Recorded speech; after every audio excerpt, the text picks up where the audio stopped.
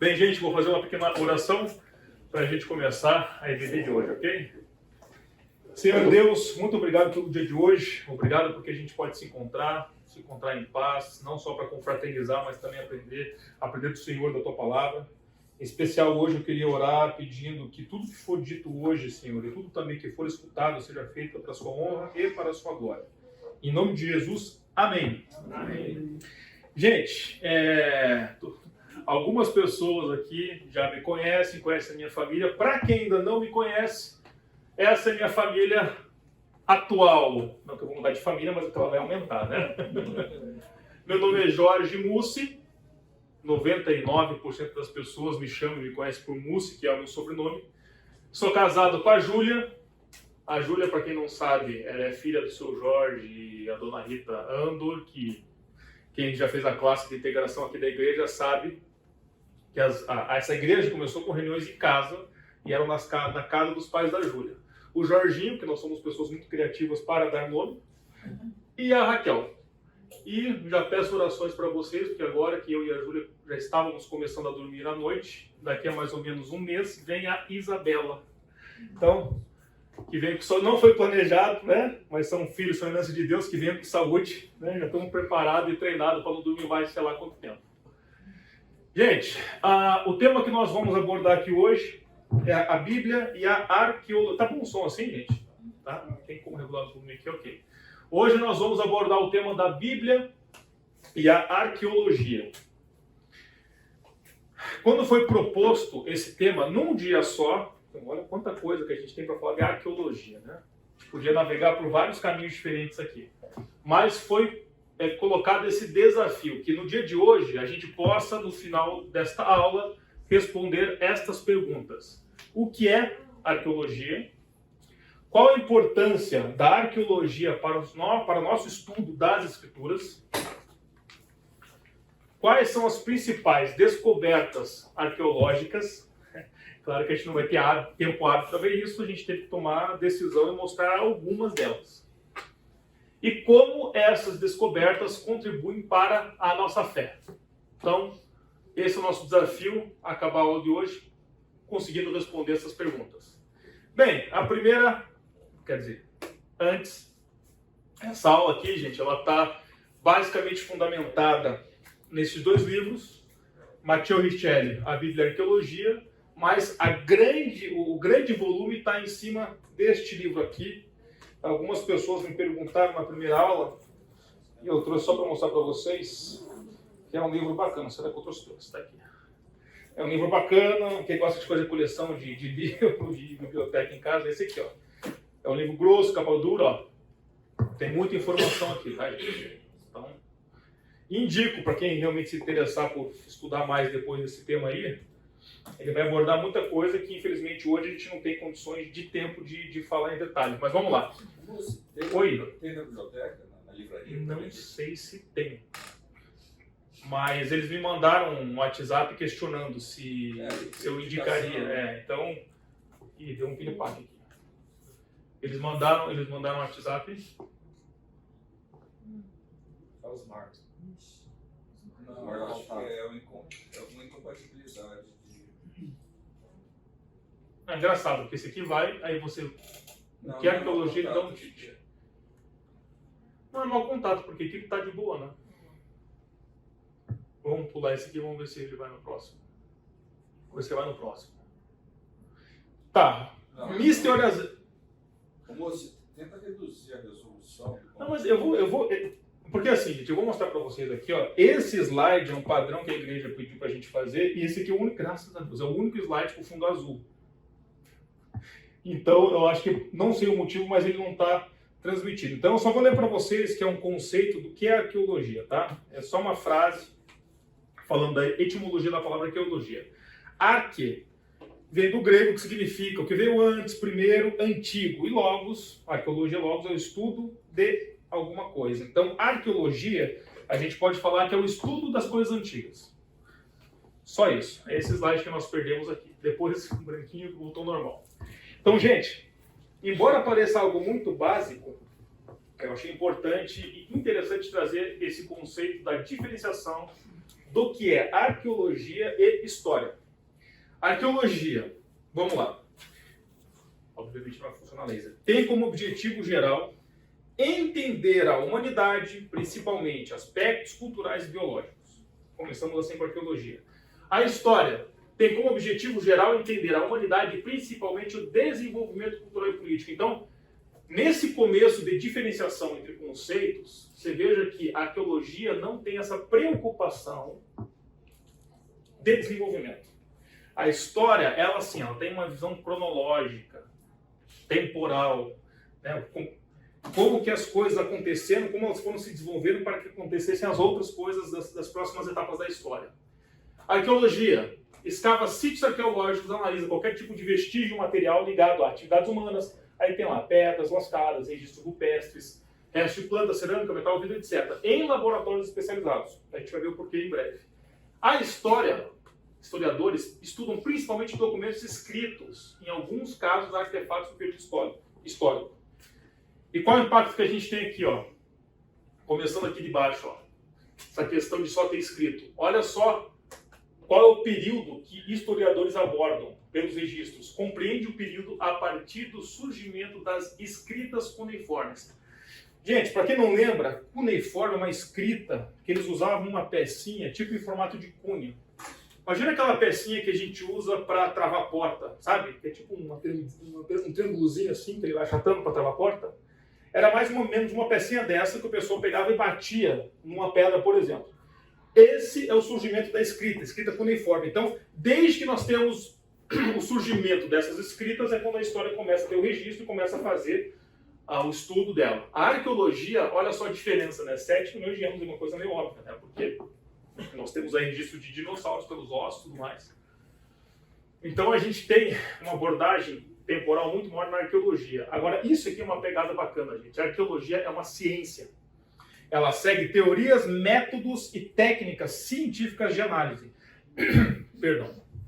Propõe e testa hipóteses científicas, em muitos casos aplica experimentos. Vamos voltar para a escola lá. Vocês lembram as etapas do método científico? A gente tinha lá observação, questionamento, hipótese, experimentação e resultados. E com resultados você vai ter uma conclusão, você vai ter a análise deles, né? Então, a arqueologia seria muito cômodo achar coisas e falar que é ou não é. Não é achismo a arqueologia, tá, gente? Hoje, a arqueologia é considerada uma ciência e existem os métodos científicos para que se chegue a uma conclusão e a gente possa afirmar X ou Y. E a gente vai ver bastante coisa aqui para frente. A história, olha só, é um apanhado de estudos com diversas bases teóricas, mas apenas alguns seguem abordagens científicas. Então, a história não necessariamente vai seguir uma metodologia científica. Tá?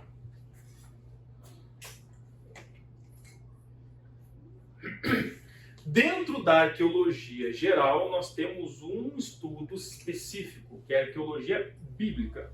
E olha como é recente. A arqueologia bíblica, não.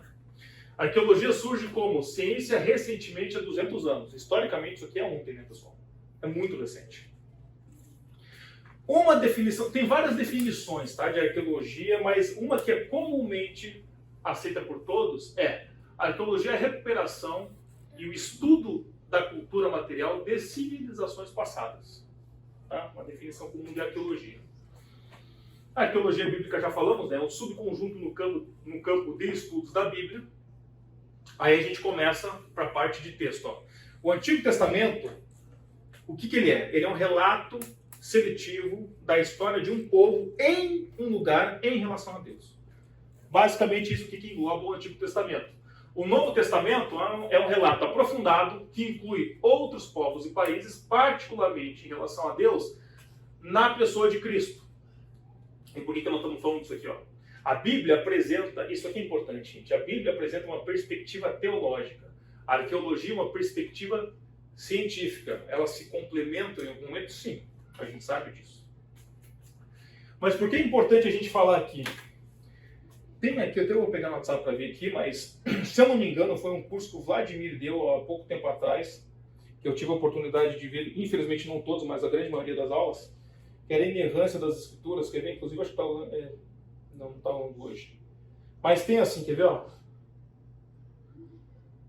Enfim, era possíveis, eu não lembro o nome exato do curso, gente, mas tinha assim, possíveis contradições bíblicas e inerrância e tal. E daí é exposto com detalhes, textos e qual que é a fundamentação para que não haja.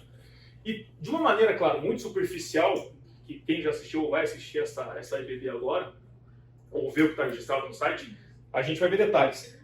Os escritores da Bíblia não tinham um objetivo e nem um foco de historiador.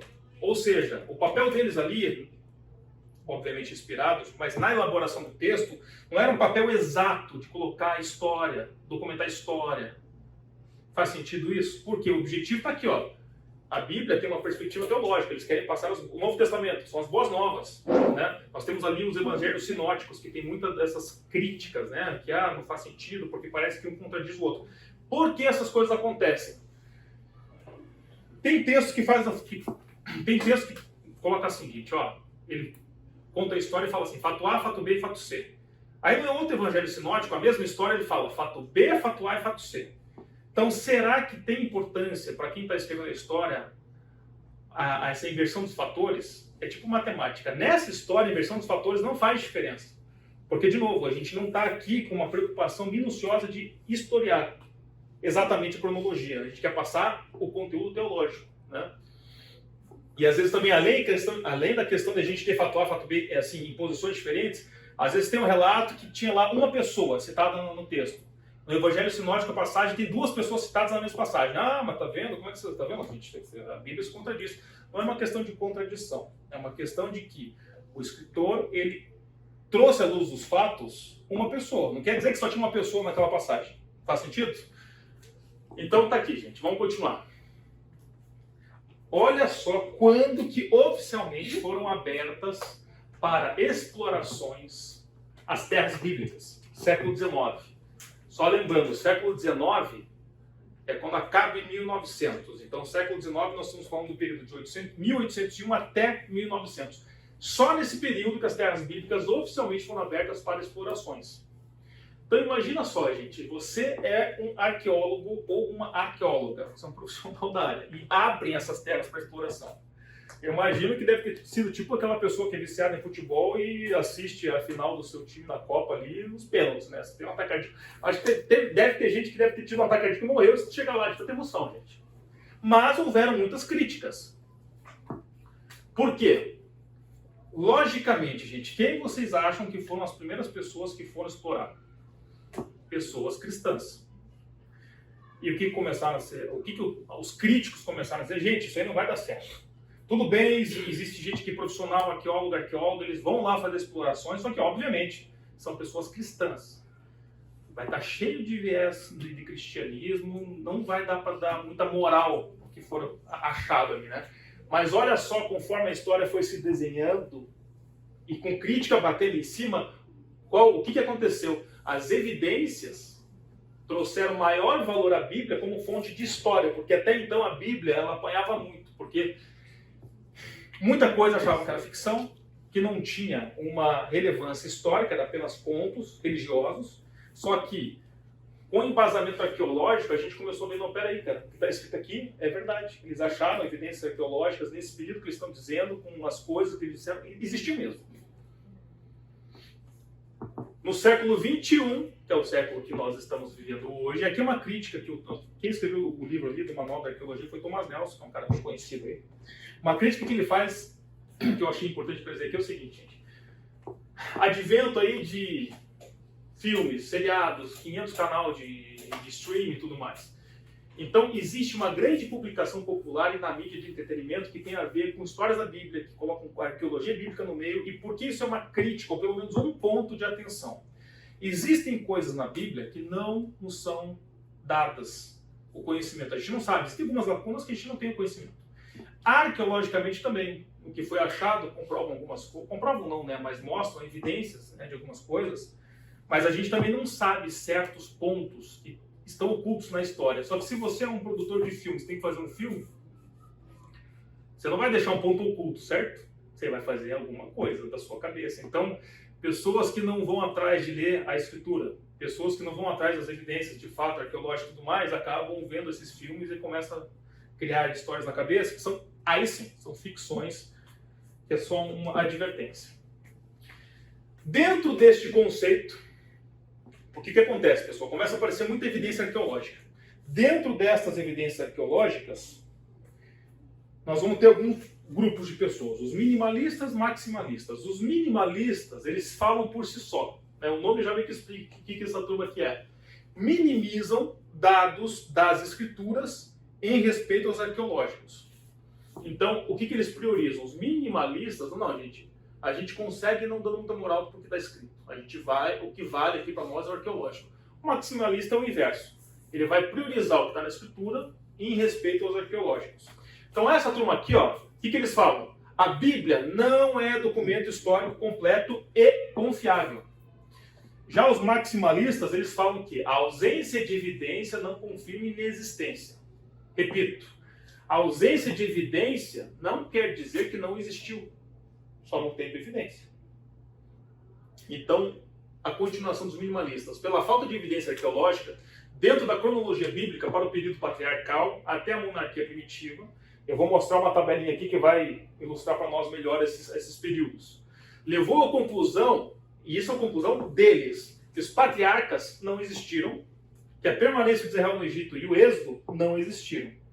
Fundamentados que não tem evidência, não existiu. Ok. O que os maximalistas falam? Gente, vocês estão esquecendo um negócio aqui, ó. A figura bíblica do rei Davi já foi, em um certo momento, considerado fantasia, porque não tinha registro arqueológico, evidência. Mas, olha só, em 93, dá para ver no retrovisor do carro, 93 fragmentos de uma monumental estela foram descobertos numa escavação em Tel Dan, com inscrições em aramaico, contendo casa de Davi. Ou seja, se tem uma casa de Davi, é porque a casa é de Davi. Então, o Davi existiu. A monumental estela, gente, para quem não sabe o que significa estela, você tem um registro em pedra. Ou alguma coisa monolítica, geralmente uma pedrona, assim, você tem os registros ali, né? Isso é uma estela. E aqui monumental estela porque é um monumento. A estela ela podia ter várias atribuições, inclusive funerárias. Hoje a gente é muito comum para a gente a lápide, né? Que é pedra pequenininha, com inscrições ali no túmulo, né? Então, naquela época, a estela poderia ter características de funerários, mas aqui era uma monumental estela que tinha essas inscrições. E a gente vai ver fotos de outras estelas aqui hoje. Aqui para evidenciar um pouquinho melhor, ó. Quando ele fala aqui, ó, eles acham que o período patriarcal não existiu, até a monarquia primitiva. Basicamente ele está falando desse período do bronze aqui, ó. Porque, de fato, né, são coisas mais antigas. Esse livro, gente, ele foi escrito em 2017, traduzido para o português e lançado no Brasil em 2020, tá? A arqueologia é um negócio muito vivo e muitas coisas novas estão acontecendo. Na primeira aula, uma moça, ela trouxe uma informação que ela estava vendo no documentário. Alguém viu um documentário da arqueologia que fala de Sodoma e Gomorra? Eu acho que é Netflix, mas eu não tenho certeza. Ela começou a falar, veja, que coisa interessante, né? Porque o livro aqui está falando de Sodoma e Gomorra, está aqui atrás, né? Não tem evidência. Agora, parece que acharam. E, gente, é um grupo de profissionais, se não me engano, são 21 pessoas que já estão há 6 anos. Eu fui pesquisar depois, até porque se alguém trouxer essa informação, poder enriquecer aqui a aula. Eles estão há 6 anos fazendo estudos, tentando provar que o sítio arqueológico que eles estão escavando e achando evidências são Sodoma e Gomorra. E eles acreditam, mas assim, é metodologia científica, não chegou na conclusão ainda para chegar para vocês e afirmar, gente, mas de fato existe evidências que eles estão estudando. Eles acharam algumas evidências que essa cidade pode ter sido destruída por um meteorito, aniquilada. Lembra que fala que caiu fogo e enxofre do céu para lá? Aí tem alguns outros cientistas que falam, gente, mas isso não quer dizer nada, porque existia algum processo de queima na época que poderiam ser não necessariamente. Então, existem possibilidades hoje que estão sendo estudadas para que esse período, que eles chamam de período patriarcal, venha de fato a trazer para a gente evidências arqueológicas. Mas ainda não foi batido o martelo, porque, de novo, isso é ciência. Se fosse achismo, o cara fazia lá, acabou, tá todo mundo fazendo calma, né? Vamos com calma. Então tá aqui, gente. Nós temos aqui, ó, o período arqueológico. Então nós temos a época do bronze. Aqui ele coloca mais ou menos tipo, margem do Ibope, né? Mais ou menos 150 anos, ele vai dando aqui uma média mais ou menos, e o que aconteceu nessas épocas, né? Então, até aqui mais ou menos Êxodo, a gente não tem evidências arqueológicas. Depois começam a aparecer algumas coisas. Depois da época do bronze, tem a época do ferro, período babilônico. Nós vamos falar disso aqui hoje, né? Ele sai da Babilônia, depois entra no período persa, que é a reconstrução do segundo templo. Nós vamos falar um pouquinho aqui da parte do Zorobabel. Enfim, até chegar no período romano, tá? A gente vai passar por um pouquinho disso hoje com evidências arqueológicas. Alô? Tá sendo som ainda? Agora, gente, qual que é o valor da arqueologia para o estudo bíblico? Olha só. Escritores da Bíblia foram testemunhas diretas do descrito. Isso tem sido primordial no debate da cronologia dos patriarcas e Êxodo, que a gente viu que os minimalistas não querem, na verdade, acreditar, e na autenticidade do Evangelho em sua transmissão oral. Então a gente vai ler aqui uma passagem bíblica que está em Lucas 1:1-4, que fala assim: muitos... Se eu ficar na frente aqui, eu estou atrapalhando a visão? Não? Muitos já se dedicaram a elaborar um relato dos fatos que se cumpriram entre nós, conforme nos foram transmitidos por aqueles que desde o início foram testemunhas oculares e servos da palavra. Eu mesmo investiguei tudo cuidadosamente desde o começo e decidi escrever-te um relato ordenado, ó excelentíssimo Teófilo, para que tenhas a certeza das coisas que te foram ensinadas. Então, o que essa passagem bíblica aqui nos traz? Por mais que a gente tenha uma época com uma falta de tecnologia, por mais que a gente tenha depois de uniforme e tudo mais, eles não tinham muita condição de registrar na época deles algumas coisas, mas vejam o cuidado e seriedade que eles levavam à transmissão oral das informações. Isso que era passado de pai para filho, e aqui, antes do escritor aqui, Lucas, passar para Teófilo, veja todo o cuidado que ele tomou da certificação das informações para transmitir para frente, né? E reforço, por mais que tenha sido transmissão oral, os registros foram feitos por testemunhas oculares, testemunhas diretas do que foi descrito. Também temos aqui Atos 1:21-22, Atos dos Apóstolos. Portanto, aqui, gente, vamos lá. Portanto, é necessário que escolhamos um dos homens que estiveram conosco durante todo o tempo em que o Senhor Jesus viveu entre nós. O que está acontecendo aqui? Capítulo 1 de Atos. Jesus está lá com os apóstolos, ele é elevado aos céus, e aqui já tem um apóstolo a menos que é Judas. Ele já está morto. Por toda a questão que a gente não vai entrar em detalhes aqui, mas o número 12 tinha um significado para Israel, por causa das tribos e tudo mais, eles tinham que colocar mais um. Então eles entram lá em oração, pedem a Deus. Eles têm que escolher um apóstolo para virar o 12º. Daí, para quem não lembra da historinha lá, fica entre José o Justo ou Matias. Aí eles lançam a sorte, oram antes a Deus e cai para Matias. Então praticamente jogaram o dado, caiu Matias e ele virou apóstolo. Continua o texto. Desde o batismo de João até o dia em que Jesus foi elevado dentre de nós às alturas, é preciso que um deles seja conosco, testemunha da sua ressurreição. De novo, está vendo a importância? Não é qualquer pessoa que poderia ocupar aquela posição. É uma testemunha ocular de tudo que aconteceu. Porque, gente, 12 apóstolos, ok, nós não sabemos o número exato, mas existiam vários discípulos de Cristo. A Bíblia nos traz isso, né? Dentre os discípulos, Jesus, lá em Marcos, aquela passagem clássica que tem os nomezinhos dos 12 apóstolos, ele escolhe os 12. Jesus escolhe os 12. Porém, aqui Cristo tinha sido elevado e eles escreveram. Então, de novo, os apóstolos aqui dando uma ênfase e uma seriedade muito grande a essa questão de pessoas que viveram e testemunharam os ocorridos. Tá? 1 Coríntios 15:6. Depois disso, Jesus apareceu a mais de 500 irmãos de uma só vez, a maioria dos quais, naquela época, claro, ainda vive, embora alguns já tenham morrido adormecido. Então, aqui é uma evidência muito forte nas Escrituras da seriedade com que era feito isso, né? A passagem de informações. Então, gente, está aqui, ó. Nós temos toda a história nessa bolinha meio laranja amarela aí. Dentro da história, nós temos o texto bíblico. O texto bíblico, vale reforçar, nós não temos uma finalidade pela Bíblia de trazer todos os detalhes do que aconteceu na história, mas a gente tem os acontecimentos dentro da escritura bíblica que retratam uma finalidade teológica, os acontecimentos. E a partir de alguns anos para cá, nós temos alguns dados arqueológicos e achados. Então, assim, a gente vai ter muita coisa. Vai ter dinossauro, vai ter outras várias evidências da arqueologia. Dentro disso aqui que a gente tem esse entrelace aqui, é onde está a arqueologia bíblica. São achados arqueológicos que têm a ver com a história que a Bíblia relata e a gente começa a confrontar um com o outro.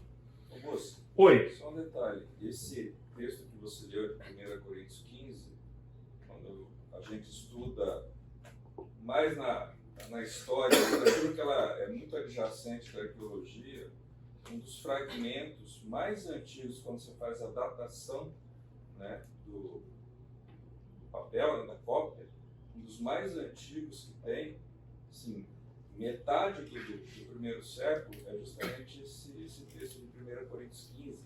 E lá ele fala, né, que Jesus morreu segundo as Escrituras, foi crucificado, ressuscitou, ou seja, que era um credo. Então, porque muita gente fala, não, a lenda da ressurreição de Jesus e tal, que os apóstolos criaram, olha, então é um negócio assim, poucas dezenas de anos depois dos fatos. Como ele está falando, olha, está escrevendo, algumas pessoas ainda vêm. Quando ele escreveu isso daí, fazia pouco tempo que Jesus tinha morrido. Uhum. Existe um fragmento, né, de Coríntios com essa cópia, ou seja, é uma prova assim, muito, muito forte, né, de que nada daquilo foi lenda. Quando aquela cópia foi feita, provavelmente as pessoas estavam vivas ainda, não o original, mas quando a cópia foi feita. Uhum. Então, bacana. E a gente vai ver algumas coisas que corroboram com esse pensamento. Bem interessante. Bem, a questão da gente achar algumas evidências arqueológicas, a gente também vai acontecer. Tudo bem, os historiadores se focam em texto. Agora, existem alguns achados arqueológicos que têm texto. Então, quando isso acontece, gente, quando a arqueologia como texto, a gente também tem que ter interpretação. Meio óbvio, né? Não deve haver conflito entre texto arqueológico e texto bíblico bem interpretado. Tá? Isso aqui é uma ressalva que ele faz. A gente tem que ter essa preocupação. Aí ele entra numa questão assim. Na visão dele, o que seria uma metodologia no ensino bíblico, quando a gente tem a arqueologia como um fator, entre aspas, novo para nós, entrante. Isso aqui vale para uma metodologia no ensino, mas para estudo também, né? Para todos nós. Então ele começa assim. Primeiro passo. Nós temos que reconhecer a necessidade de integrar textos bíblicos, exegese, e dados arqueológicos. Isso aqui é a fome com vontade de comer, gente. Isso aqui um dá um para o outro e anda juntinho. Por quê? Lembra no que a gente viu lá no começo? A arqueologia, tudo bem, ela não vai nos trazer exatamente dados cronológicos de história, mas ela nos ajuda a contextualizar época, cultura. Por exemplo, eu sou formado em 2 cursos. Eu me formei em Engenharia Civil e Direito. Na Engenharia Civil nós falamos assim hoje no Brasil. Pé direito da sala. É a distância do piso, vamos falar de maneira simples, até o teto, certo? Isso aqui é o pé direito. Imagine uma pessoa que vai traduzir ao pé da letra isso para o chinês, sei lá, em italiano, na língua que você quiser. Que não entende o contexto. Confesso que eu não sei porquê, até vou pesquisar depois. Por que chama de pé direito hoje? Eu não sei a origem da palavra. Mas acredito que a maioria entenda o que você fala isso. Agora pega uma pessoa, em outra língua, traduzir um texto de engenharia civil com o pé direito da casa. Não faz o mínimo sentido. Imagina a gente lendo um texto de 2.000 anos atrás. Né? Imagina o contexto, a diferença. No direito tem uma história muito engraçada, gente. Um professor meu trouxe um caso, que eu não sei quem for um pouco mais de idade aí, experiente, corrobora com isso ou não. Também não sei se era no Brasil inteiro que essa expressão é usada ou uma região específica do Brasil. Mas isso é um processo jurídico em que um funcionário processou o chefe porque ele não transava com ele. Muitas carinhas indo, tá vendo? Gente, isso aqui é Brasil português há pouquíssimos anos, historicamente falando atrás. O transar, gente, o verbo transar, há pouco tempo atrás, era utilizado tipo assim, nós vamos no Parque Taquaral transar com a galera.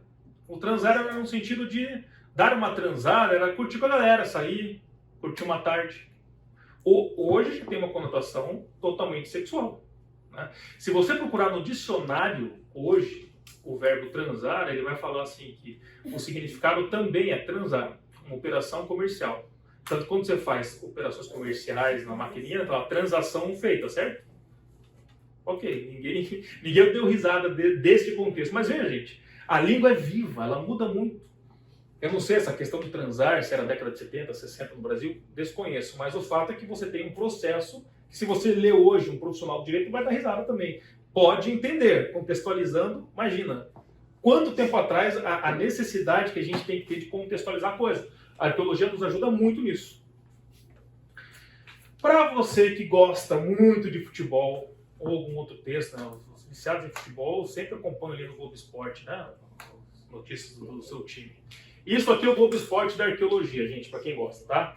Nesse site, tudo que é feito, tudo que está sendo estudado, atualizações, tá nesse site, biblicalarchaeology.org, tá? É interessante, eu entrei ali, tem muita coisa acontecendo, é bem bacana mesmo, eles vão atualizando ali, né? Bem, metodologia do ensino, porque ele dá isso aqui para a gente sempre estar ligado no que está acontecendo. Identificar os dados arqueológicos de modo a influenciar a compreensão do texto bíblico. Identificação do conteúdo. Ou seja, isso aqui corrobora, gente, tá? De novo, um dá a mãozinha pro outro. Nos ajuda muito a falar para pessoas que não têm essa crença, inclusive na evangelização. Cara, mas você acha que não faz sentido? Mas olha só, né? Tem coisas que estão acontecendo, são fatos. E aí? Construir exegese bíblico-arqueológica, prioridade no texto, tá? Guardem essa palavrinha aqui. E depois ensinar a exegese obtida, texto historicamente fundamentado. Ou seja, tem um texto que a gente acabou de ver, o rei Davi era fantasia? Opa, não, existiu mesmo. A gente tem evidência arqueológica disso. Então, gente, dito isso, quero fazer uma pergunta para vocês. Deixa eu fazer uma pausa, 9h30. Tá, vai acabar 10h10, ok. Tem que dar uma acelerada, mas, como dizem os americanos, yes, no answer. Podemos afirmar que o propósito da arqueologia bíblica é confirmar a Bíblia? Sim. Não. O objetivo aqui não é fazer estatística, tá? Mas pode pensar para você mesmo. O que você responderia? Sim ou não? Ok. Não. É um erro afirmar que o propósito da arqueologia seja confirmar a Bíblia. Por quê? A Bíblia se descreve como a palavra da verdade. Então nós temos aqui em 2 Timóteo 2,15 que fala assim: procure apresentar-se a Deus aprovado como obreiro que não tem que se envergonhar, que maneja corretamente a palavra da verdade. Gente, parte do pressuposto, se não todos, quase todos aqui neste ambiente são pessoas que são cristãs, já entregaram a sua vida a Cristo. Ok. Se todos nós aqui somos cristãos, básico, a Bíblia, no meu caso, né, a Bíblia é a palavra da verdade. Ponto. Ah, mas por que Adão e Eva? Cara, a palavra da verdade, ponto. Então, por que ele está dizendo isso aqui? Se nós acreditamos em Deus, em Cristo, entregamos a vida para o Senhor e a Bíblia é a palavra da verdade, não é a arqueologia que vai provar que Deus, a Bíblia é a palavra da verdade. Faz sentido? Ele continua. Olha só, gente, Deus não pode ser provado pelas limitadas evidências desse mundo. Aí temos aqui em Eclesiastes 3, 10 e 11. Tenho visto o fardo que Deus impôs aos homens. Ele fez tudo apropriado a seu tempo. Também pôs no coração do homem o anseio pela eternidade. Mas mesmo assim, este não consegue compreender inteiramente o que Deus fez. Gente, de novo, tem muita coisa que Deus não nos deu o entendimento e não vai dar. Talvez um dia a gente tenha visão, conhecimento de tudo, sim, mas não aqui hoje. Então, que dirá da coitada da pobrezinha arqueologia com as evidências limitadas desse mundo que a gente vai querer provar ou confirmar Deus? Isso não vai acontecer. Tá? Que mais? A Bíblia tem a sua história enaltecida no passado. Jó 8:8. Pergunte às gerações anteriores e veja o que seus pais aprenderam. Bíblia tem sua história não tecida no passado. Pergunta às gerações anteriores, veja o que vocês mais aprenderam. Isaías, aqui são textos do Antigo Testamento. Isaías 46:9. Lembrem-se das coisas passadas, das coisas muito antigas. Lembra que eu elogio das coisas antigas? Eu sou Deus e não há nenhum outro. Eu sou Deus e não há nenhum como eu. Então, existe esse foco nas coisas do passado. Temos mais 5 minutos, então acho que... Desculpa, estava tirando foto, terminou? Ok. Então, gente, dá tempo da gente começar a comentar um pouquinho aqui da pedra de Roseta e daí a gente vai para o intervalo. Eu tinha passado uma informação que eu faço aqui uma errata, tá? Porque o livro, Thomas Nelson, o livro ele traz aqui, na parte da pedra de Roseta, não lembro se eu deixei parado aqui ou não, mas ele fala, ele traz as dimensões que eu tinha escrito aqui embaixo, né? Que tinha 4 metros de altura, e 1 metro por 2,5 metros e tudo mais, que tinha 1,5 toneladas. Só que isso, na verdade, ele não deixou muito claro, então, enfim, foi realmente uma certa indução ao erro. Porque eu comecei a olhar as fotos e falei, cara, não faz sentido isso aqui ter 4 metros e 1,5 toneladas. Isso aqui foi uma pedra. Quando o exército francês, a gente vai ver aqui, invade lá o território egípcio, eles tiram uma pedra. Então, faça uma dedução aqui, tá, gente? Que a pedra de Roseta, eu fui pesquisar exatamente o tamanho dela, ela não tem 4 metros, ela tem 1,17 m de altura e pesa 700 kg, não é tão grande assim. Então, possivelmente, a pedra original que foi extraída é enorme, e dentro dessa pedra eles tiraram ali o que interessa, que é essa pedra de Roseta que a gente vai ver. Então, gente, o que é a pedra de Roseta? Pedra de Roseta, ó.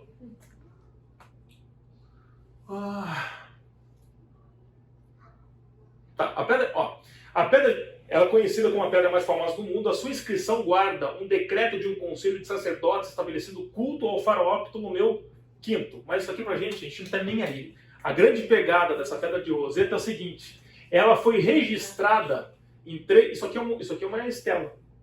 Uma estela. Ela é registrada em 3 versões com conteúdo em geral equivalente, mas em escritas diferentes. A superior é hieróglifica, isso, do Egito Antigo, demótico, que é uma variante do egípcio no meio, e embaixo, em grego antigo. Então, gente, aqui historiador, arqueólogo, ficou todo mundo louco, porque imagina, você tem 3 textos que são equivalentes, você tem uma linguagem que é conhecida, isso aqui virou referência para a gente traduzir os egípcios, que a gente não tinha até então. Aí a gente fica imaginando, já, olha que maluquice. Os 10 mandamentos foram escritos em qual língua? Hebraico. Porque hebraico era a língua sagrada dos judeus quando saíram da terra e tudo mais. Então está escrito em hebraico. Agora, vamos viajar um pouco aqui. Porque imagina, eles ficaram anos sob domínio dos egípcios. Então eles falavam, né? Eles falavam disso aqui. Eles conheciam e tudo mais. Imagina se os 10 mandamentos fossem escritos em egípcio. Isso aqui, gente, foi encontrado ontem, 1798. Quanto tempo a gente ia demorar para traduzir os 10 mandamentos se tivesse em egípcio, né? Mas não foi o que aconteceu, foi escrito em hebreus. Então, gente, ó, isso aqui foi crucial, porque a partir disso começou a existir uma compreensão moderna dos hieróglifos egípcios e deu início a um novo ramo do conhecimento, a egiptologia. Então, realmente, de fato, nesse campo de estudos, é a pedra mais famosa do mundo, por tudo que ela trouxe. Uma coisa meio óbvia, não? Foi encontrada numa aldeia chamada de Roseta, por isso que ela se chama Pedra de Roseta. Hoje ela fica no Museu Britânico em Londres, quem for para lá visite. Então aqui, gente, em 1798 foi encontrado pelo exército francês de Napoleão Bonaparte, onde depois os britânicos derrotaram os franceses e levaram as coisas, entre elas a Pedra de Roseta. Por isso que está em Londres hoje. Em 1822, vamos só terminar esse slide rapidinho aqui. Ó. Em 1822 foi anunciado por Champollion a solução do enigma dos hieróglifos. Não eram apenas símbolos, mas tinham um valor fonético. Olha que maluquice, gente. Isso aqui não era um monte de símbolo que tinha algum significado. Isso aqui tinha valor fonético, ou seja, é que nem em português, cara. É uma língua. Isso aqui tem som, era uma língua falada e escrita. Então eles descobriram isso. Isso é muito importante para historiadores e tudo mais. Com essa descoberta, segredos da história, religião, cultura, o Egito foram expostas ao mundo. Gente, paramos por aqui. Até daqui a pouquinho.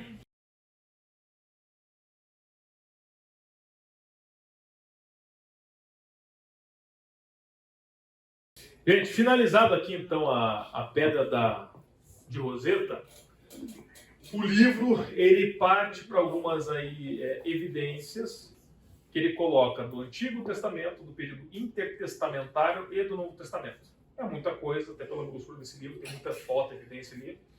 Então, como falei no começo da aula, tomamos algumas decisões. Vamos mostrar alguma coisa, não dá para mostrar tudo, infelizmente é impossível numa aula de aí 1h20 minutos. Isso mesmo. Então, gente, olha só a conclusão que a turma chegou com relação à arqueologia e ao Antigo Testamento. Estima-se que 96% de evidências arqueológicas hoje já estejam perdidas. É muita coisa.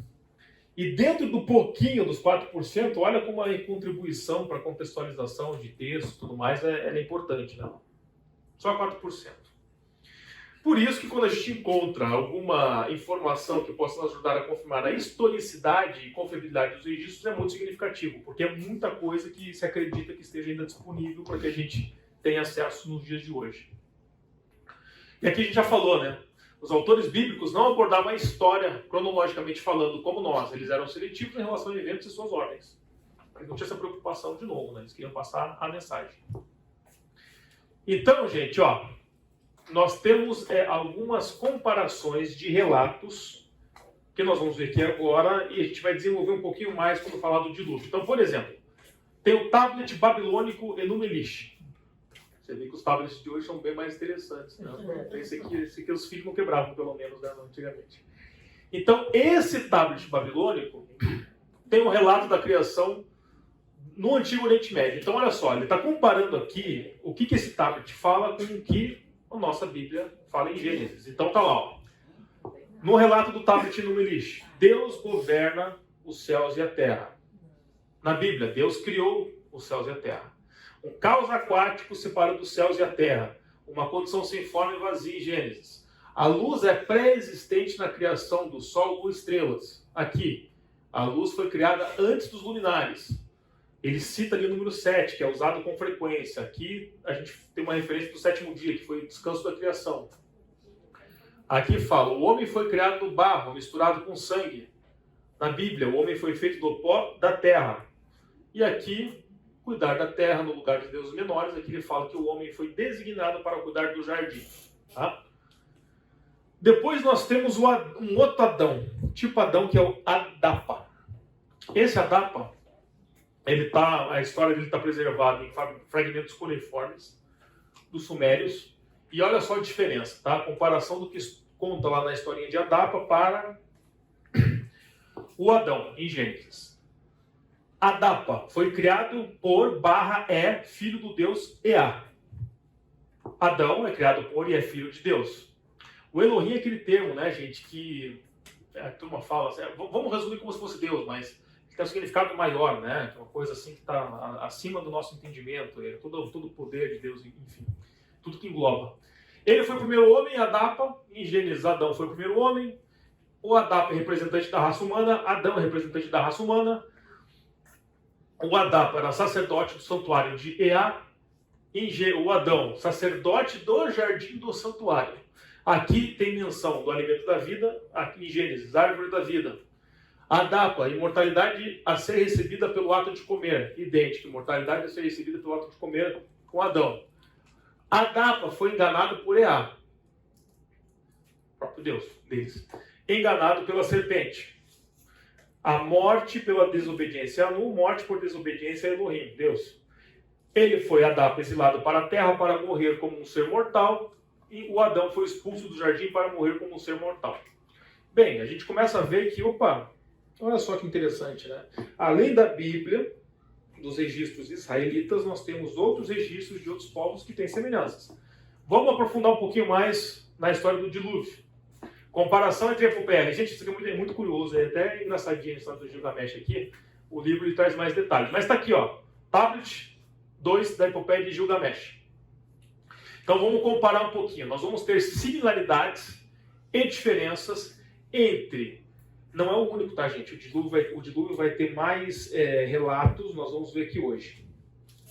Vamos só traçar algumas similaridades e diferenças entre esses dois, tá? Gilgamesh e o dilúvio bíblico. Então, similaridades. O navio foi construído nos dois. Beleza.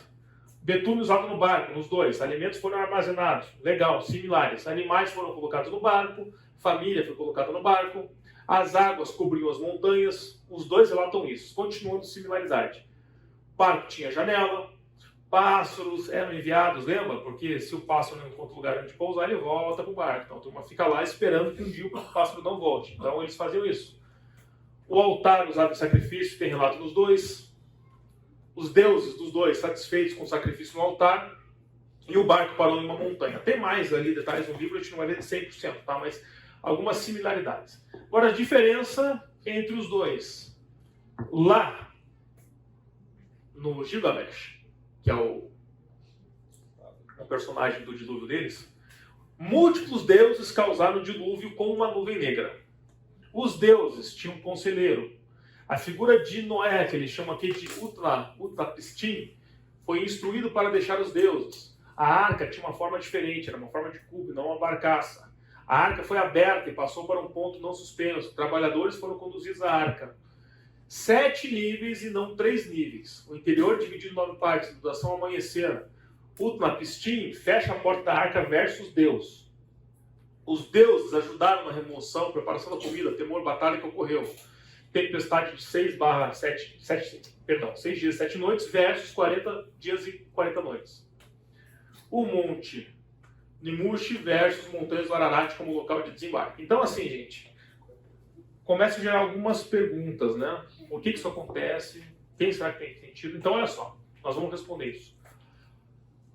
Aqui é um resumo do que nós temos hoje de relatos do dilúvio com a Bíblia. E o que me chamou a atenção é que, olha só, se 96% do que existia de relatos, evidências, a gente não vai ter acesso, mas só a 4%, olha quanta coisa tem de registro do dilúvio. É meio que tipo assim, a história do dilúvio não era questionada para a turma que viveu nessa época. Porém, existiam diferentes registros. Então você pega lá, a Bíblia que a gente conhece, né? O formato era retangular, nessas dimensões, 135 metros por 22,3 meio, era de madeira, material prova d'água era piche. O que a gente leu agora, você vê que era menor. Era praticamente cúbico que ele fala, que é um cubo ó, com 7 pavimentos. Também era de madeira. Aí eu fiz um resuminho aqui, ó. O Enidu, que é o segundo ali debaixo da Bíblia, é um relato sumério.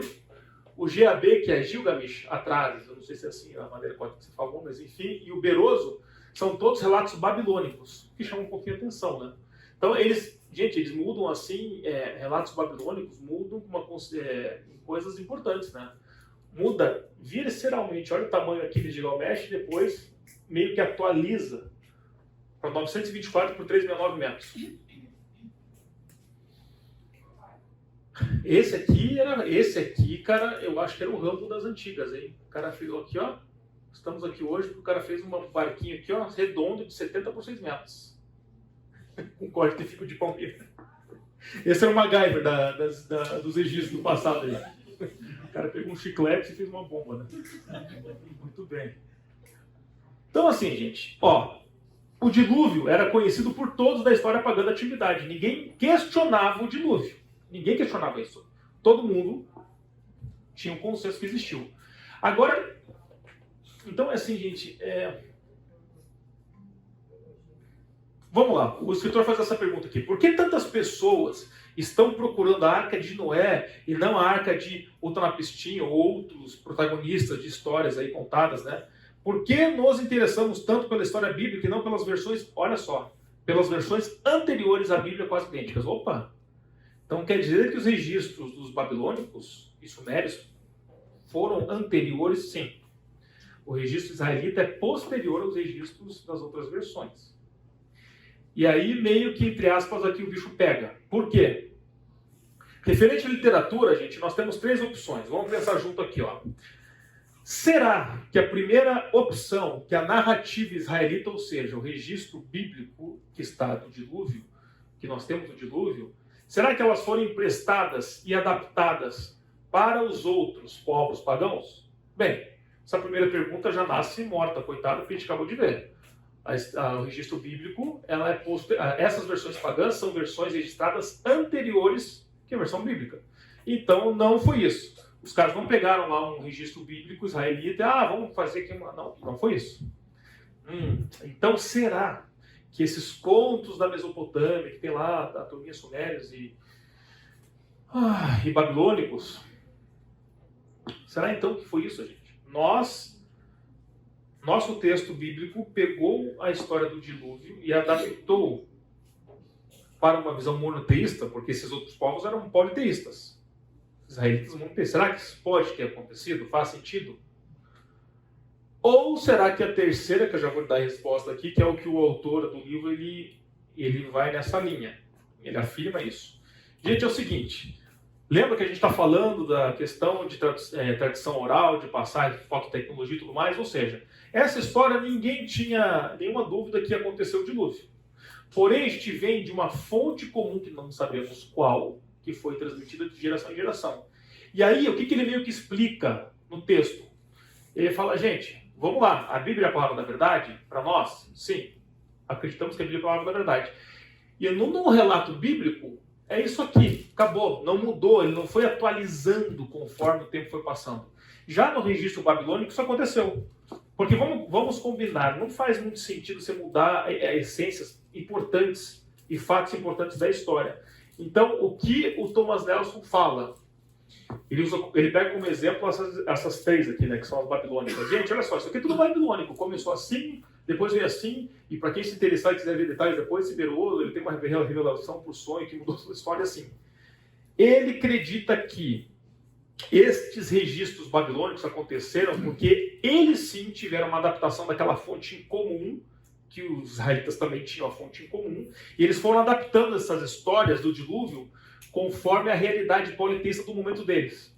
Então ele é politeísta, aqui tinha um registro, não, a gente está meio que mudando alguma coisa, então foram histórias que foram sendo adaptadas e aí sim você perde ali a essência do negócio. Por quê?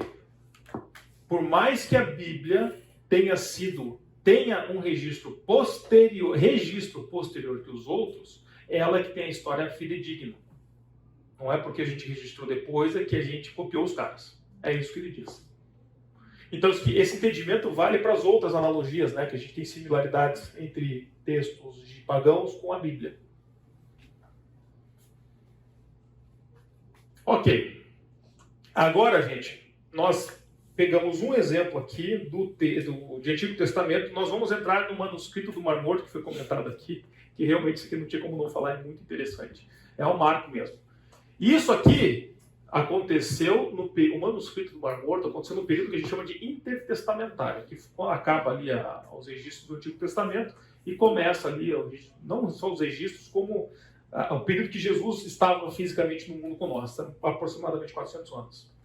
Então, gente, o que foi achado? Para quem não sabe, tem uma região lá perto do Mar Morto que se chama Qumran, que é um deserto, Qumran. E daí tinha um garotinho que ele criava cabra, as cabras sumiram, ele foi atrás do deserto, foi perseguir as cabras no deserto, não achava as cabras, e de repente ele vê lá um buraco, ele joga uma pedra para ver se bate algum bicho, um bicho berra, ele vai lá resgatar os bichos, só que ele escuta barulho de vaso quebrando. E daí com esse barulho ele chama uma galerinha lá e eles começam a ir atrás do que tinha, né? Claro que isso demora um tempo, porque tinha algumas ilegalidades. Oficialmente as regiões bíblicas, terras bíblicas foram abertas para excursões oficiais recentemente, mas antes já acontecia, a galera que achava vendia nas feirinhas lá, $100, já tinha um comércio negro dessas coisas, sabe? Não pode falar comércio negro, eu acho, tá? Lá nos tempos, gente, comércio ilegal.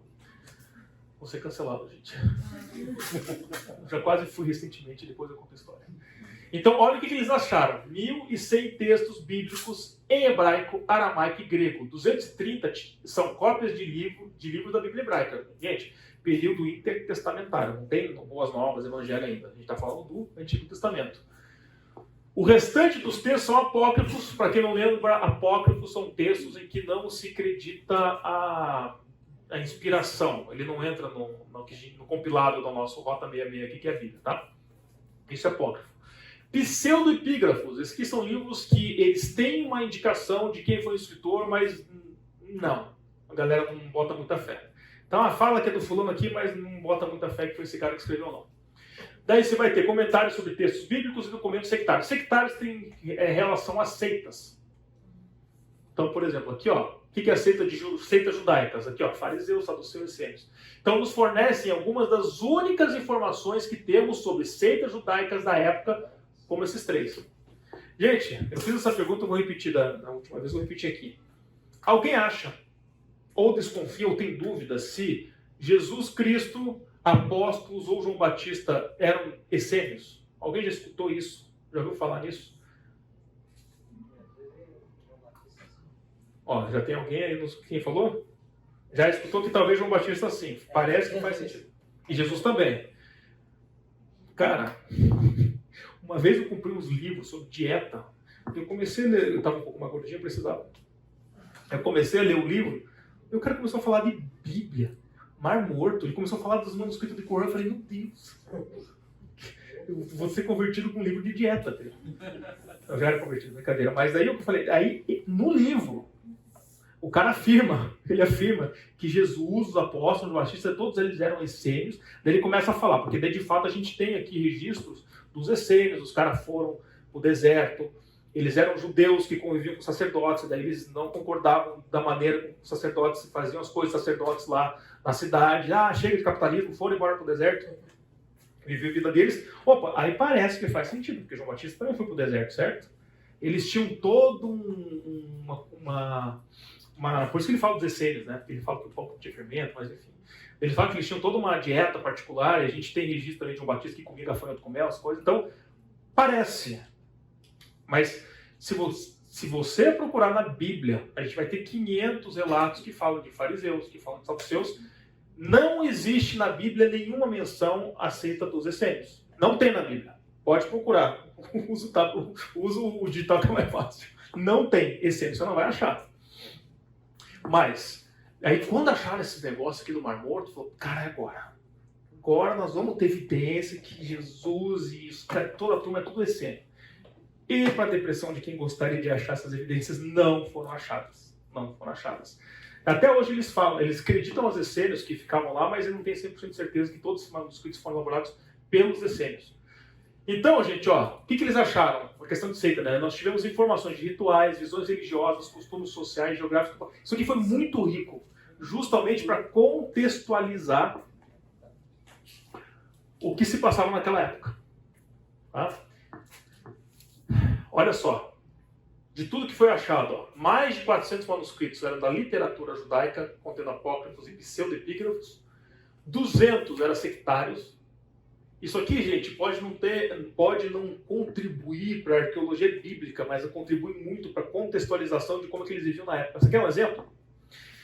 Existe uma tradição não, eu posso talvez me referir como uma esperança messiânica, que esse povo que foi lá para Qumran viver no deserto, eles tinham uma oração que toda vez que eles se sentavam na mesa, antes da refeição, parte da oração era pedindo para que em breve o Messias viria para abençoar o vinho e o pão, para que assim começasse a era messiânica. Tem alguma analogia que a gente conhece? Isso não tem registro, mas a gente começa a ver que existia ali uma esperança messiânica que, olha só como faz sentido, como é que Jesus faz a Santa Ceia, né? Ele meio que cumpre algo que culturalmente existia entre os judeus. E a gente achou esse registro aqui. Questão do João Batista, que daí começam as similaridades. Eles se purificavam, os essênios lá no deserto. Era tudo fechado, eles tinham um buracão com uma escadinha, tinha uma piscininha assim que eles entravam para se purificar, que eles chamavam de água viva. Chovia lá, eles ficavam meio que... Era um deserto que tinha umas montanhas, morros, assim, que a chuva, quando chovia, ela escorria, tinha umas canaletas que eles faziam para desviar a água, caía lá na piscininha deles. Então eles falavam assim, eu que sou uma pessoa religiosa e puro, sou santo, eu agora vou me purificar, porque eu posso ter cumprimentado gente que tocou em defunto, tocou em coisas impuras, porcos, então vou me purificar aqui. Então ele entrava na escadinha, subiu a escadinha e saía. Mas veja a diferença de João Batista, que tem muita gente que acredita que pode ter sido um essênio, que pode ter passado um tempo com esses caras aqui do deserto de Qumran. Ele não se purificava, porque ele achava que ele era justamente o contrário. Porque eu sou impuro assim, porque eu sou pecador, né? quero morrer, nova vida aí, e aqui eles faziam sozinhos. Mas enfim, só algumas características para mostrar que existem fundamentos para desassociar Jesus, João Batista e os apóstolos, que eles fossem da seita dos essênios, tá? Tem muitas diferenças significativas. Mas enfim, gente, olha quando que o menininho foi jogar lá a pedra para achar as cabras. 1947. Tipo, na minha família, meu pai já era nascido, tinha 1 ano de idade. Isso aqui é ontem. De novo, a gente viu no retrovisor da história isso aqui. E só aqui que a gente teve acesso a tudo isso aqui, né? E mais de 200 manuscritos de livros bíblicos. Então, olha só quem que era. Tudo isso aqui, gente, foram cópias do Antigo Testamento que foram achadas nos vasinhos lá São vários locais dentro do deserto de Qumran que eles acharam ali os vasos, né? Olha quem que era pop lá, ó. Salmo tinha 40 cópias, né? Quem mais que é pop? Ó? Deuteronômio, 39 cópias, Gênesis, Êxodo, Isaías também. Tudo isso aqui, gente, para quem tiver interesse, já foi tudo digitalizado e tem um acervo gratuito que você pode entrar na internet e tá lá. Se você quiser ver, tá lá. Tudo fotografado, tá? Esses achados aí do Mar Morto do Qumran. Isso aqui é muito interessante, gente. Alguém já ouviu essa expressão aqui, texto maçorético? Alguém sabe o que é isso? Pouca gente. Gente, o texto maçorético, o que foi? Eles pegaram vamos chamar de Bíblia hebraica, né? Se eu falar besteira, você me corrige. Toda a Bíblia hebraica, eles fizeram um compiladão. Então, esse texto maçorético, que ele é datado mais ou menos 900 anos depois de Cristo, isso aqui, quando você tem a sua Bíblia aí com a nova tradução, alguma tradução, nos dias de hoje, isso aqui que foi usado como fundamento para as traduções. Tá? Era uma escola de copistas, né? Ou seja, eram os caras cópia da cópia das maçoretas, né? Mas outro negócio, antes de Qumran se tinha isso, a mais recente era séculos. A mais recente era, exatamente, 900 depois. Quanto mais próximo do original, mais fidedigno. Mais fidedigno. E isso que você falou é o que onde ele tenta enfiar o dedo na ferida, falando, gente, antes de achar isso aqui, de novo, achado em 1947. Antes disso aqui, o pessoal fala, gente, pelo amor de Deus, como é que vocês acreditam na Bíblia, nesses textos, que eram 900 anos depois de Cristo? Imagina só quanto tempo ocorreu, quanta gente foi copiando. Imagina, o cara não gostou de um negócio, é mais legal contar a história desse jeito, então o cara podia mudar alguma coisa. Vocês realmente acreditam que... Não dá, né, gente? Aí quando achou isso aqui, porque isso aqui, gente, ó, os manuscritos do Mar Morto contêm as primeiras cópias existentes da Bíblia. Então, opa, isso aqui foi mais... Aqui está 200, mas a data exata é 125 a.C. Então, pera aí. Eu tenho cópias do texto da Bíblia hebraica de 125 antes de Cristo. 1.100 anos de diferença. Agora nós vamos desvendar esse mistério aí.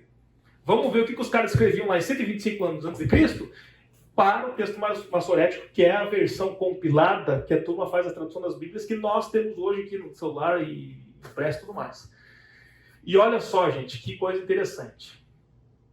Então, claro, né, gente, seu valor mais importante em relação aos estudos da Bíblia é para a crítica textual do Antigo Testamento, ajudando a entender o estado do texto bíblico no período do Segundo Templo. Então, se você quiser ajudar a se situar aqui, peço perdão pela demora. Não, é nessa aqui, ó. O período que ele fala, nós estamos aqui, ó. Zorobabel é Esdras, Neemias, quando eles voltaram lá quando do eles exílio. voltaram do exílio Da da Babilônia. Tá aqui, ó. A gente está falando aqui, ó, reconstrução do Segundo Templo, Zorobabel. Tá aqui, ó. Período babilônico, depois vem para o período persa. A gente está falando deste período intertestamentário aqui, tá, gente? Já passou tudo isso aqui que a gente já viu. Exatamente o que você disse. Neemias, tudo mais. Aí a gente volta para lá. Cadeira confortável, não durmam. Tá aqui. Aí, gente, tudo bem. Então a gente está nesse período, tá? Nesse período que essas cópias foram feitas, tá? Olha só o que aconteceu aqui, gente.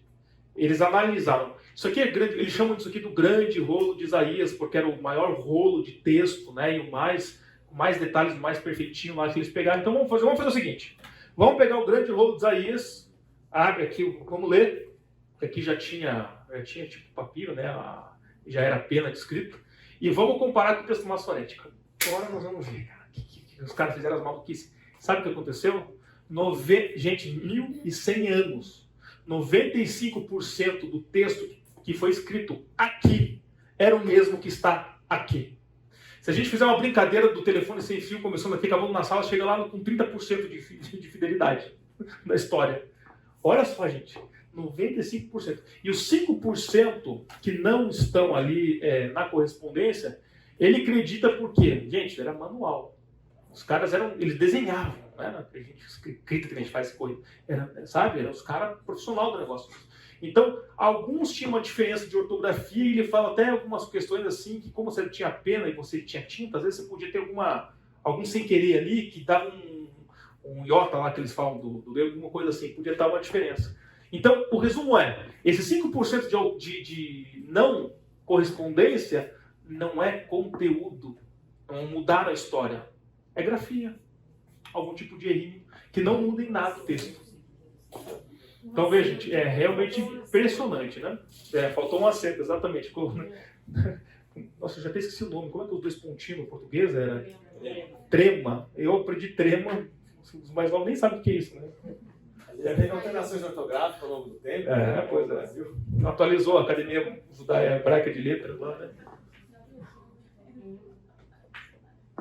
Bem, gente, isso aqui é um relato do período intertestamentário muito importante. Né? Tem muito vídeo no YouTube que foi comentado aqui do Rodrigo Silva, né? Que é bem conhecido, que ele fala de arqueologia, ele filma os sítios arqueológicos. Isso é muito legal para quem quiser ver, tem bastante conteúdo na internet.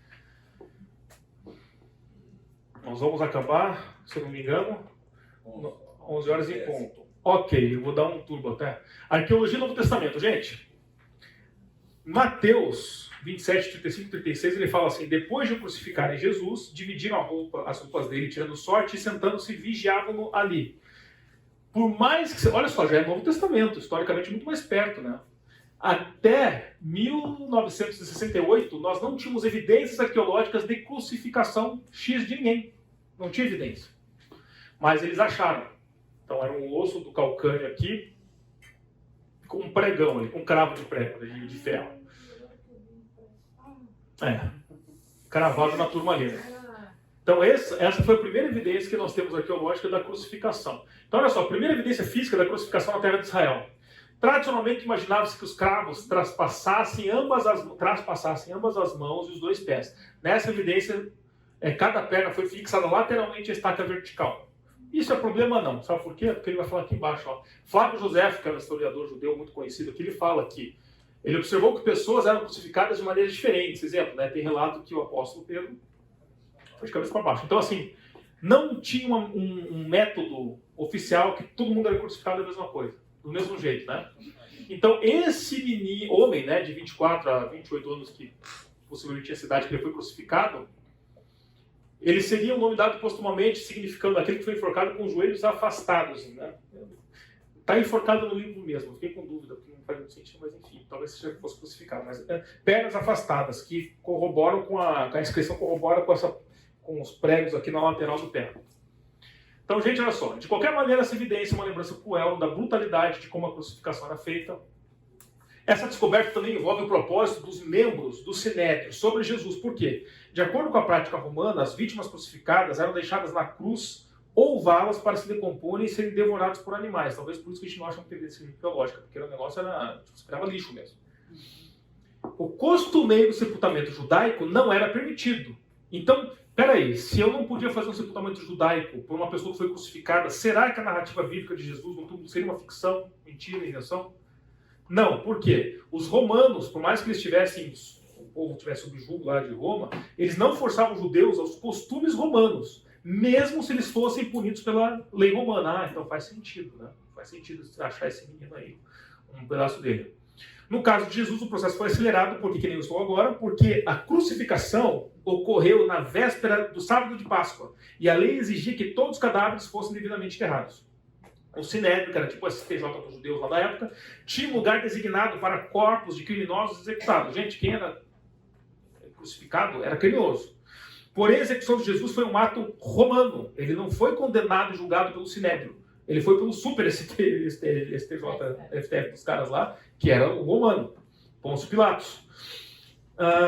E José de Arimateia foi a Pilatos pedir o enterro. Daí tem toda a história, que evidências que eles podiam ser amigos, né? Mas tinham um contato mais próximo. O José de Arimateia possivelmente era um cara que tinha muita grana, ele foi lá pedir um enterro judaico para Jesus. E isso é consistente com a descoberta dos restos mortais desse menino, que tem ali o calcanho com o ferro, porque ele recebeu como judeu um enterro apropriado. Então, ok, nós temos evidência de uma pessoa, então Jesus também passou por isso. E no texto aqui, Mateus 27, 57, 60, fala assim: ao cair da tarde, chegou um homem rico de Arimateia, chamado José, que a gente falou aqui agora, que se tornara discípulo de Jesus. Dirigindo-se a Pilatos, pediu o corpo de Jesus, e Pilatos ordenou que lhe fosse entregue. José tomou o corpo, envolveu num limpo lençol de linho, colocou no sepulcro novo, que ele havia mandado cavar na rocha, e fazendo rolar uma grande pedra sobre a entrada do sepulcro, retirou-se. Ou seja, gente, isso aqui não vai dar tempo de falar muito, mas tem bem detalhado nesse livro.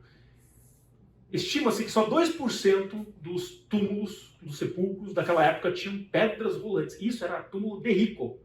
Mas como é que era 98%? Você tinha um buraco lá, aí você te imagina uma rolha fechando uma garrafa de vinho, uma garrafa. Era mais ou menos isso. O cara pegava a turma pegava uma pedra, eles iam lapidando a pedra para ela encaixar no buraco, então ficava uma cabeçona com a parte que encaixava. Ele fechava o negócio. Era assim. Os ricaços que tinham muita grana tinham esse super túmulo. A pedra que rolava super da hora e tal. O que evidencia que esse cara tinha dinheiro. E depois, gente, tem muita mais analogias que fala que Jesus era descendente de... Que era... Então era apropriado ele ter um super túmulo da hora, com pedras que rolam. Né?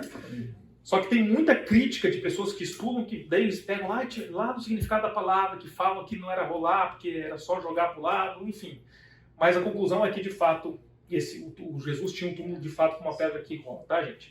Não temos tempo de falar tudo do Novo Testamento, tem muita evidência, só quero destacar alguns agora para a gente terminar no desafio de 8 minutos. O Ossário de Tiago foi achado em 70. Acredita-se que uma caixa de mais ou menos 50 centímetros de comprimento seria o repositório antigo para os ossos de Tiago, irmão de Jesus. O painel lateral da caixa contém um texto em aramaico que diz: Tiago, filho de José, irmão de Jesus. Então, se isso for autêntico, lembrando que a arqueologia é um processo científico, se isso for autêntico, o ossário representaria a evidência arqueológica mais antiga que relaciona diretamente Tiago a Jesus. Inscrição de Pilatos. Gente, Pilatos, ninguém meio que duvida que ele existiu, né? Mas a gente não tinha evidência até pouco tempo. Em 61 acharam a placa de uma pedra com a inscrição que indica Tibério Pôncio Pilatos, prefeito da Judéia. Essa é a única evidência arqueológica que apresenta o nome e o título de Pilatos. Mas agora nós temos. Crucificação do menino, que nós vimos agora, né? Acabamos de ver no detalhe a crucificação dele. Tanque de Betesda. Gente, o tanque de Betesda, em 1888, foi uma descoberta das ruínas, o tanque de Betesda mencionado em João 5,2. Anteriormente, esse tanque não tinha menção nem extra-bíblica, ou seja, lembra a questão de história e tudo mais, o que a gente estava comentando, que às vezes ali outros textos de outros povos ajudam a gente a entender coisas que realmente aconteceram, nem isso tinha, mas acharam evidências arqueológicas que existiu, tá lá. Tinha uma do William Ramsey, que você passou? Zeus e Hermes. Esse camarada aí, não sei se você conhece a história dele. Não, cara. Esse cara, ele é um arqueólogo da Universidade de Edimburgo, e ateu, cético, e ele foi lá para as terras bíblicas aí e falou: eu vou provar que Lucas, todo relato lá, tá cheio de erro, que o cara é um péssimo historiador, e portanto a gente tem que desacreditar em Lucas e em Atos, né? Voltou convertido. Se converteu, tá? São as mais legais dessas, né? Publicou isso daí, os colegas dele ficaram pistola da vida e tal. E ele fala, Lucas, como médico, talvez por ser médico, sim, ele fala, é um historiador assim do nível de Flávio José para cima. Ele foi mais detalhista em alguns pontos, né? Bacana. Bem, manuscritos do Mar Morto que nós conversamos agora, né? Questão de documentos sectários, da seita e tudo mais. Sinagoga de Cafarnaum. Aqui existe um registro aqui, gente, em 1866. Essa sinagoga está entre as mais antigas do mundo e tem inscrições de homenagem a seus benfeitores, que foi um local onde Jesus pregou. Tem alguns relatos que Jesus pregou lá. Então tem evidência arqueológica do lugar. Casa de Pedro, aqui ele fala bastante detalhe disso, que por que eles acreditam que esse achado lá de 1968 é a Casa de Pedro? Porque tem... Veja ali na significância bíblica, a casa do apóstolo Pedro localizada sobre a igreja bizantina. Então, existia uma crença na época que era a casa de Pedro mesmo, por isso que eles fundaram uma igreja em cima. Os bizantinos quebraram e fizeram a deles em cima. Tamanha relevância religiosa. Então eles atribuem esse achado arqueológico à casa de Pedro. Fragmento da cerâmica de Herodes o Grande. Gente, parece uma coisinha pequena, mas eles acharam lá um rótulo de vinho que é uma evidência de que Herodes o Grande existiu. Templo de Ártemis. Gente, se você procurar aqui, Ártemis era uma deusa que era venerada. Se você procurar Ártemis na Bíblia, você não vai achar. Você vai achar como escrito como Diana. Ártemis era a irmã gêmea de Apolo. Lembra? Paulo, aquele de Paulo, de Apolo e tudo mais. Adoração em toda a Ásia Menor. Teatro de Éfeso. Imagina você pegar um cara com a camisa do Palmeiras e jogar no meio da Arena Corinthians. Era mais ou menos isso que Paulo fazia, né? O cara foi no lugar, no Teatro de Éfeso, onde as pessoas adoravam Ártemis e foi lá falar de Deus, foi lá falar de Jesus. Para quem lembrar da história, que teve toda a confusão, queriam pegar ele lá dentro. Acharam, cara, é muito bonito, tá muito preservado, é enorme. Imagina, naquela época, cabiam 25, aqui acho que não fala, mas cabiam 25 mil pessoas nesse teatro. Fala ali em cima? Tá aqui, 25 mil assentos. Tem registro disso. Depois acharam uma estátua de Ártemis, deusa dos Efésios. Tá aqui, ó. Significância da Bíblia, porque tem imagem de Paulo pregando contra ela. Então tudo isso existiu, tem evidência arqueológica. Poço de Jacó. Tradição para os judeus, samaritanos, cristãos, todos em associação com o Poço de Jacó. Foi lá onde Jesus encontrou a mulher samaritana. Tem lá o poço também. Tá? Já foi comprovado que era. Aí, beleza. Nós vamos terminar, gente. Acho que 3 minutinhos, a gente vai acabar em cima. Nos foi proposto sair daqui hoje respondendo essas perguntas. Então, acredito eu que o que é arqueologia, a gente responde. Qual a importância da arqueologia para o estudo das escrituras? Então, a gente não pode afirmar que a arqueologia veio para confirmar a Bíblia, mas ela vem como subsídio para que a gente engrandeça ali, enriqueça, né, toda a história. As principais descobertas, gente, não tinha nem como falar de todas, a gente falou no que deu, né, o tamanho do livro. Além do livro, tem muito mais coisas que veio depois, como o Sodoma e Gomorra está estudando agora, mas a gente trouxe algumas hoje para falar junto, né. Agora, confesso que quando eu li essa pergunta, eu falei, cara, não faz muito sentido, né? Porque a gente está desenvolvendo uma linha de raciocínio que eu estou afirmando que a arqueologia não veio para confirmar a Bíblia. Como é que eu vou poder responder isso aqui? Que a descoberta vai contribuir para a nossa fé. Nossa fé é nossa fé, não depende da arqueologia. Porém, eu cito aqui 2 versículos que tá. Primeiro, Romanos 10:2. Pois posso testemunhar que eles têm zelo por Deus, mas o seu zelo não se baseia no conhecimento. Zelo, cuidado, né? Não se baseia no conhecimento. Depois, continua o texto lá em Romanos 12:1-2. Portanto, irmãos, rogo-lhes pelas misericórdias de Deus que se ofereçam em sacrifício vivo, santo, agradável a Deus. Este é o culto racional de vocês. Não se amoldem ao padrão deste mundo, mas transformem-se pela renovação da sua mente para que sejam capazes de experimentar e comprovar a boa, agradável e perfeita vontade de Deus. Ou seja, o resumo aqui é o seguinte, gente, até pelo tempo. A nossa fé não é uma fé cega. Porque senão eu não ia acreditar em Jesus, cara. Jesus nem tem filme da Marvel. Eu ia acreditar em Thor, muito mais legal. Tem um negócio lá, Deus Trovão, tem os raios. Muito mais legal o martelão, né? Então existe uma racionalidade por trás disso, é claro que existe. Então não estamos falando que isso aqui vai não vai nos dar a fé, mas vai contribuir com a parte racional que subsidia a fé. A fé é fé, gente. A gente sabe pela fé, ponto. Então, para finalizar realmente o último slide, eu indico esse livro. Gente, é um livro assim, desta grossura, numa sentada à tarde, 2, 3 horas, você lê, para quem gosta de ler rápido, você lê esse livro aqui, que John Stott fala, crer é também pensar. E eu destaco uma frase do livro dele que ele fala assim, tanto a decisão da mente de entender, quanto a humilhação perante a Deus, é a humilhação naquele sentido de... Você reconhecer pecador, que quando você tem lá as boas aventuranças, você tem aquele lá... Você coloca-se, você tem aquela... Gente, eu esqueci Obrigado. O pobre de espírito, naquela imagem, que você coloca pobre de espírito, meio que ajoelhado, falando, Deus, eu sou totalmente dependente de você. É nesse sentido. Então, a fé e a razão são indicativos de fome do homem pela verdade divina. Tá, gente? Então, de fato, a gente pode sim, não é uma pergunta que é tão absurda assim, a gente pode responder isso aqui. Contribui. Ela não vai fazer com que a gente tenha fé, mas tem uma contribuição racional. Gente, finalizamos aqui. Alguém gostaria de orar para finalizar? Alguém gostaria de orar para finalizar? Por favor. Seu Pai, nós te agradecemos por esse momento oportuno, conhecemos um pouco mais não só da tua palavra, Deus, mas de tudo aquilo que confirma de que o que o Senhor tem para nós é verdadeiro, Pai. Que possa essas orientações nos ajudar a contribuir com a palavra com os demais, mas que não faça efeito na nossa fé. A nossa fé por aquilo que nós cremos, Senhor, por aquilo que nós vemos, Pai. Conduza-nos para um domingo abençoado de paz, Senhor, e seja tudo feito conforme a tua vontade e teu querer. Em nome do Senhor Jesus Cristo. Amém.